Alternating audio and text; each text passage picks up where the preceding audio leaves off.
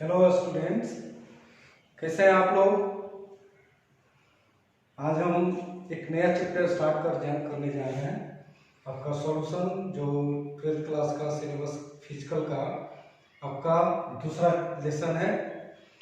और यहाँ पर हम लोग एग्जाम के व्यू से भी अगर देखें या कॉम्पिटिटिव एग्जाम के व्यू से देखें, यानी बोर्ड एग्जाम और कॉम्पिटिटिव जो IIT हो या मेडिकल, यानी दोनों के लिए यह चैप्टर बहुत इंपॉर्टेंस रखता है। तो यहाँ पर हम लोग इसको डीपली इसको देखेंगे, कॉन्सेप्ट हम लोग का क्लियर होना चाहिए। और यहाँ पर सबसे पहले हम लोग सॉल्यूशन का डिफिनीशन हम लोग देखेंगे कि डिफिनीशन आखिर होता क्या है सॉल्यूशन का। तो हम लोग 9th क्लास का सिलेबस रहा है जिसमें कोलाइडल सॉल्यूशन, निलंबन और वास्तविक विलयन ट्रू सॉल्यूशन के बारे में हम लोग पढ़ते आ रहे हैं। तो यहाँ पर अगर सॉल्यूशन को डिफाइन करना है तो कह सकते हैं कि it is the homogeneous mixture of 2 और मोर सब्सटेंसेस, मतलब कि यह 2 या 2 से अधिक पदार्थों का समांगी मिश्रण होता है। यानी it is the homogeneous mixture of 2 और मोर सब्सटेंसेस, यानी यह 2 या 2 से अधिक पदार्थों का समांगी मिश्रण होता है। और कोई भी सॉल्यूशन जो होता है वो 2 फेजेस के मिलने से, कंबाइन होने से, तो फेजेस कौन कौन से हो सकते हैं। तो इसमें हम लोग देखेंगे कि solution is made up of 2 phases, यानी विलयन 2 प्रावस्थाओं से बना होता है। मतलब कि एक आपका फेज होगा डिस्पर्स फेज और दूसरा आपका हो जाएगा फेज डिस्पर्सन मीडियम। दोनों मिलकर के क्या बनाएगा, सॉल्यूशन बनाएगा। यानी सॉल्यूशन एक हो गया डिस्पर्स फेज, दूसरा मीडियम हो गया आपका डिस्पर्सन मीडियम। दोनों के कंबाइन होने से आपको सॉल्यूशन प्राप्त होता है। हिंदी में इसको परिक्षिप्त अवस्था, डिस्पर्स फेज को परिक्षिप्त अवस्था बोलते हैं और डिस्पर्सन मीडियम को परिक्षेपण माध्यम बोलते हैं। ठीक है, तो यहाँ पर देखेंगे कि सोलूट प्लस सॉल्वेंट मिलकर के क्या दिया, सॉल्यूशन दिया। यानी डिस्पर्सन मीडियम को हम लोग सॉल्वेंट के रूप में देखेंगे और डिस्पर्स फेज को हम लोग सॉल्यूट के रूप में देखेंगे। ठीक है, तो चीनी और पानी का विलयन लेने का मतलब क्या होगा कि चीनी वहां पर क्या है, सॉल्यूट हो गया, जिसको हम लोग डिस्पर्स फेज कहेंगे। और पानी जो हो गया, वाटर जो हो गया, वो आपका डिस्पर्सन मीडियम मतलब सॉल्वेंट का काम करेगा। तो अब समझ में आया कि कौन सॉल्यूट होता है और कौन सॉल्वेंट होता है। एक चीज और ध्यान में रखना है कि हमने बोला कि सॉल्यूशन जो होता है होमोजीनस होता है। होमोजीनस का मतलब क्या, समांगी हो। तो अगर यहाँ पर समझना होता हो कि आखिर होमोजीनस कैसे हम लोग कहेंगे कि कोई सॉल्यूशन होमोजीनस होता है, तो यहाँ पर जैसे एग्जांपल हमने लिया चीनी और पानी का, तो उसमें चीनी जो है क्या है, क्रिस्टल के रूप में है, सॉलिड स्टेट में है, और आपका पानी क्या है, लिक्विड स्टेट में है।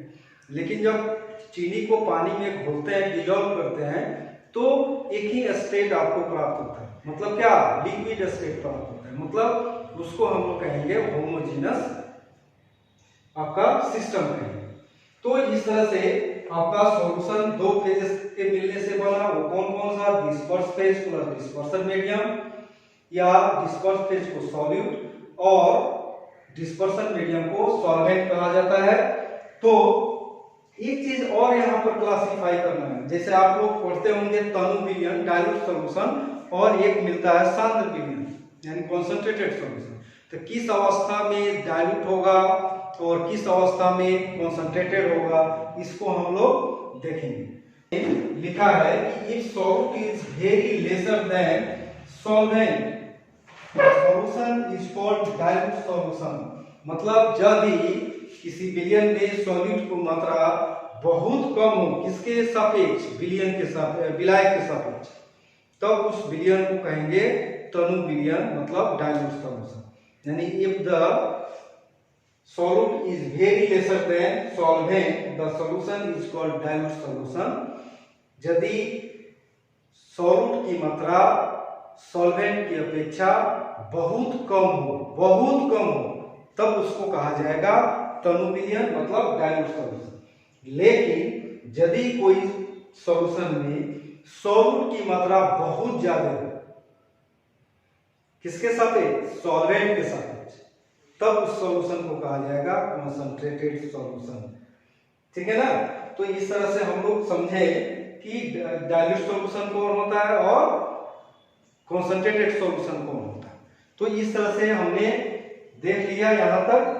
अब यहाँ पर क्लासिफिकेशन ऑफ सॉल्यूशन को अगर देखें तो 3 तरह से क्लासिफाई किया गया है सॉल्यूशन को, true solution, colloidal solution and suspension. तो यहाँ पर सॉल्यूशन को टाइप जो बांटा गया है, सॉल्यूशन का टाइप, वो आपके पार्टिकल साइज के ऊपर बांटा गया है कि उसमें जो पार्टिकल है सॉल्यूट का, उसमें आपका साइज का आपका रेंज क्या है, परास क्या है।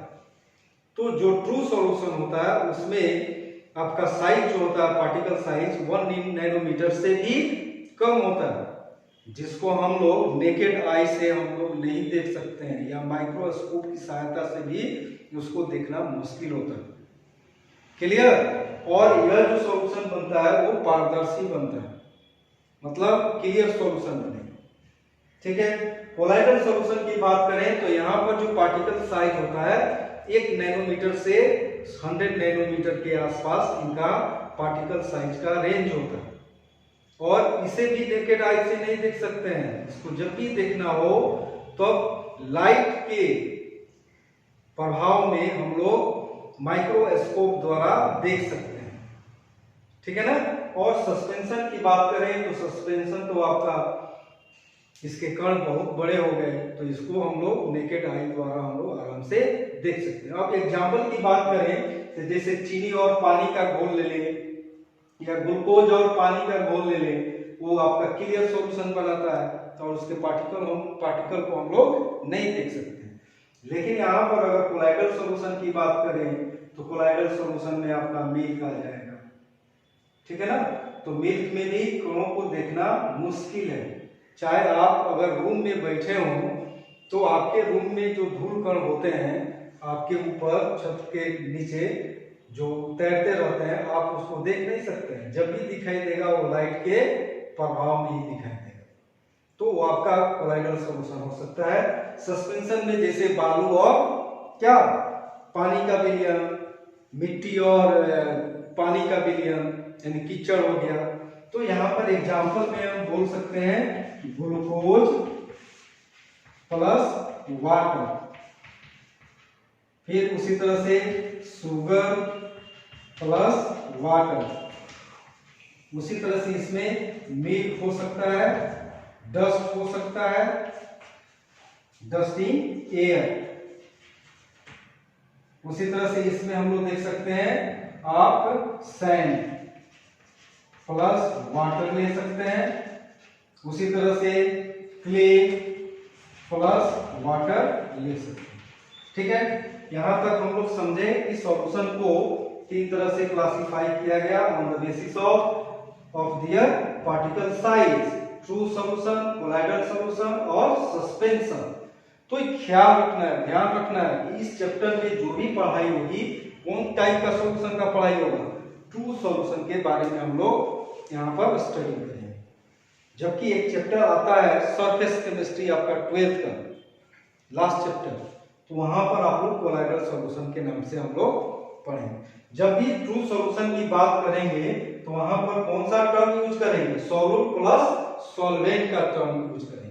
लेकिन जब सरफेस केमिस्ट्री में यानी कोलाइडल सॉल्यूशन का जब स्टडी करेंगे तब वहां पर डिस्पर्स फेज और डिस्पर्सन मीडियम का हम लोग टर्म का यूज करेंगे। ठीक है। तो यहाँ पर कंसंट्रेशन मतलब होता है सांद्रता। तो यहाँ पर सांद्रता की जब बात आती है तो हमेशा ध्यान में रखना है, केमिस्ट्री में जब भी कोई रिएक्शन हो या यदि सॉल्यूशन के स्टोइकियोमेट्री अगर देखना हो तो वहां पर हम लोग 4 ग्राम, 6 ग्राम, 10 ग्राम नहीं देखते हैं। किस टर्म में देखेंगे, कंसंट्रेशन के टर्म में देखेंगे। क्लियर। वो कंसंट्रेशन टर्म जो होता है वो कुछ पद है, कुछ टर्म्स है जिसके रूप में हम लोग एक्सप्रेस करते हैं। जैसे आप लोग 11th क्लास में मोलारिटी पढ़ चुके हैं, मोलालिटी पढ़े हैं, मोल फ्रैक्शन पढ़े हैं, मास परसेंटेज पढ़े हैं। तो इसको हम लोग कॉन्सेंट्रेशन के टर्म में हम लोग ये 4 तरह से हम लोग इसको एक्सप्रेस कर सकते हैं। क्योंकि नॉर्मेलिटी भी होता है तो आप उनके सिलेबस में नॉर्मेलिटी नहीं है। तो यहाँ पर सबसे पहले हम लोग इसको डिफाइन करेंगे कि कॉन्सेंट्रेशन टर्म जो है उसको हम लोग डिफाइन कैसे करें। तो हमने क्या लिखा कि the number of gram mole of the solute और substance dissolved in unit volume of the solution is called concentration of the solution। ठीक है, तो यहाँ पर हम लोग देखेंगे, यहाँ पर हिंदी में इसको बोल सकते हैं, एक्सप्लेन कर सकते हैं कि किसी विलेय या पदार्थ के ग्राम मोलों की संख्या जो किसी विलयन की इकाई आयतन में घुली होती है विलयन की सांद्रता कहलाती है। हमने क्या बोला कि किसी पदार्थ या विलेय के ग्राम मोलों की संख्या जो विलयन के इकाई आयतन में घुली होती है वह आपका विलयन की सांद्रता कहलाती है। और किसी विलयन की सांद्रता को हम लोग निम्न पदों में हम लोग इसको एक्सप्लेन कर सकते हैं, एक्सप्रेस कर सकते हैं, यानी कर सकते हैं कि concentration of the solution is expressed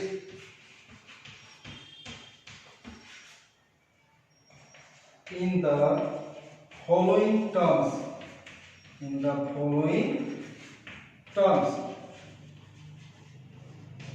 यानी किसी विलयन की सांद्रता को हम लोग निम्न पदों में व्यक्त करते हैं। वो पद क्या क्या होगा, वो टर्म्स क्या क्या है। सबसे पहला नॉर्मेलिटी,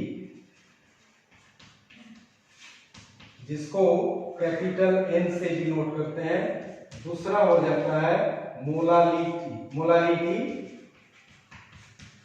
मतलब इसको कैपिटल M से डिनोट करते हैं। तीसरा हो जाता है मोल फ्रैक्शन, मतलब X से डिनोट करते हैं।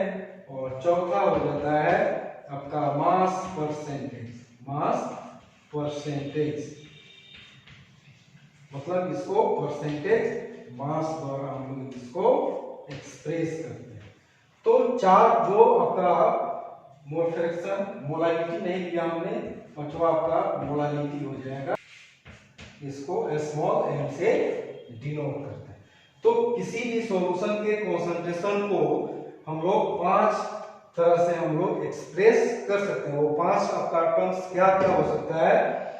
पहला नॉर्मेलिटी, दूसरा मोलालिटी, तीसरा मोल फ्रैक्शन, चौथा आपका मास परसेंटेज और 5वां आपका मोलालिटी। मोलालिटी का मतलब हो गया मोलरता, नॉर्मेलिटी का मतलब सामान्यता, मोलालिटी का मतलब मोलरता, मोल फ्रैक्शन का मतलब मोल अंश और मास परसेंटेज का मतलब हो गया आपका द्रव्यमान प्रतिशतता। क्लियर। तो यहाँ पर सबसे पहला टर्म हम लोग लेंगे, यहाँ पर हम लोग मोलारिटी ही लेंगे सबसे पहले, बाद में हम लोग देखेंगे आपका नॉर्मेलिटी को, क्योंकि सिलेबस आपका मोलारिटी से संबंधित है। तो मोलारिटी को अगर एक्सप्लेन करना हो तो यहाँ पर जैसे हम लोग कॉन्सेंट्रेशन को एक्सप्लेन किए कि यूनिट वॉल्यूम, ग्राम मोल तो सब किसी का है, सब सॉल्यूशन के लिए ग्राम मोल लेंगे हर एक सॉल्यूट के लिए, लेकिन यहाँ पर यूनिट जो है सॉल्यूशन का यूनिट जो है वो आपका बदल जाएगा। ठीक है, तो यहाँ पर सॉल्यूशन के लिए यूनिट यहाँ पर क्या लेंगे 1 लीटर, मतलब कह सकते हैं इसको कि the number of gram mole of solid और substance dissolved in 1 liter of the solution. That solution is called molar solution. यानी जब किसी सॉल्यूट के ग्राम मोल जो घुले होंगे किसी सॉल्यूशन के 1 लीटर में, तब उस सॉल्यूशन को क्या कहा जाएगा molar solution. And the concentration of the solution is termed as molarity.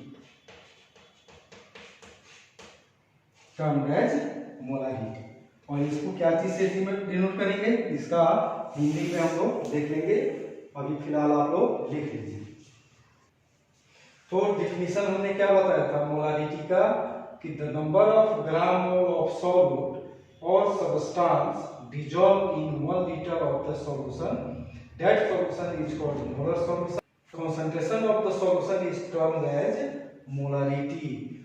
तो हिंदी में इसको कैसे एक्सप्लेन करेंगे, तो यहाँ पर कर सकते हैं कि किसी विलेय या पदार्थ के ग्राम मोलों की संख्या जो किसी विलयन के 1 लीटर में घुली हो, वो विलयन कैसा कहलाएगा, मोलर विलयन कहलाएगा, और इसकी सांद्रता को क्या कहेंगे, मोलारिटी कहेंगे। तो इसको लिख देंगे कि तथा इसकी सांद्रता मोलरता का होती है।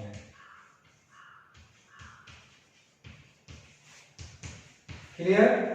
और इसको क्या चीज से डिनोट करेंगे, एम के द्वारा डिनोट किया जाता है। अब यहाँ पर एक्सप्रेस करना है, डिराइव करना इसके फॉर्मूला, तो कैसे करेंगे, यहाँ पर मान लेंगे कि late W is the weight of solute or substance dissolved in V liter of the solution। यानी उस वेट को क्या मान के चलना है कि V लीटर सॉल्यूशन में क्या है, घुला है। V लीटर सॉल्यूशन में किसका घुला है, W ग्राम, तो सॉल्यूट और सबस्टेंस को जो आप घोले हो उसकी मात्रा को एक्सप्रेस करना है। M नोट है, M नोट क्या है कि जिस सबस्टेंस या सॉल्यूट को घोले हैं, डिसॉल्व किए हैं, उसके मोलर मास को वो एक्सप्रेस करना है। तो यहाँ पर यूनिटरी लॉ पर लेके चलेंगे कि V litre of the solution contains W gram of the solute. क्या हमने किया कि सॉल्यूशन के V लीटर में कितना ग्राम घुला हुआ है सॉल्यूट का, तो W ग्राम घुला है। तो V litre of the solution contains कितना, W बाई M नॉट ग्राम मोल। चूंकि आप डिफाइन कैसे किया हो, ग्राम मोलों की संख्या, न कि वेट से। तो यहाँ पर जो वेट है उसको आपको क्या चीज में चेंज करना है, ग्राम मोल में चेंज करना है। और ग्राम मोल का फॉर्मूला क्या होता है, weight in gram by molecular mass. ठीक है। तो यहाँ पर आप क्या किया, हमने मोलर मास से डिवाइड किया उसके वेट को, तो क्या मिल गया हमको, ग्राम मोल। तो हमने क्या किया कि V litre of the solution क्या चीज में बदल लिया, ग्राम मोल में बदल लिया। अब यहाँ पर क्या बोला गया है, 1 litre of the solution, 1 litre of the solution. तो कर सकते हैं 1 लीटर में क्या हो जाएगा कि W इंटू 1 लीटर को ml में बदल लीजिए, 1000 ml हो जाएगा, by M not into V ml, V litre को भी ml में हम लोग चेंज कर लेंगे। तो फॉर्मूला आपका क्या बनेगा मोलारिटी का, W into 1000 by M not into V ml। याद रखिएगा इसको, T इसका फॉर्मूला क्या हो जाएगा, weight into 1000 by M not into V ml। मतलब कि विलेय या कोई पदार्थ को जो आप सॉल्यूशन में घोल रहे हैं उसकी मात्रा 5 ग्राम 10 ग्राम जो हो, और उस सॉल्यूट का, उस पदार्थ का मोलर मास क्या हो गया, m नॉट हो गया, और कितने आयतन में आप घोले वो आपका हो गया V ml। ठीक है। तो फॉर्मूला आपका याद रखेंगे कि m इज इक्वल टू क्या, W into 1000 by M not into V ml। Okay.